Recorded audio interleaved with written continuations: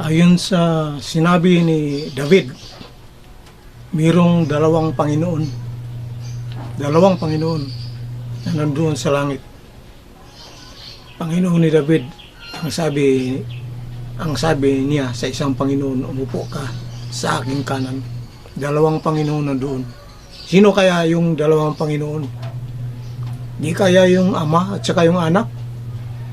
Wala na pong iba. Yun po yung nakasulat sa Proverbs chapter 30 verse 4. Mag-ama yung nandoon.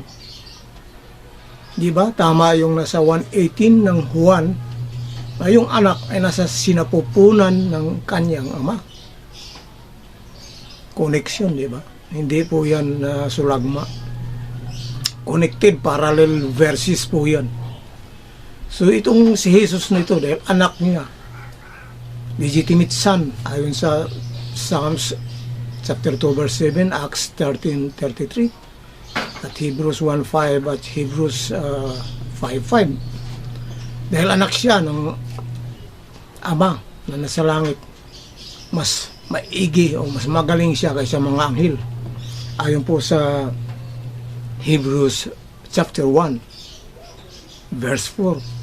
So therefore, yung mga anghel na yan ay sumasamba pa sa kanya. Sipin mo yan, yung anghel sumasamba kay Jesus Christ.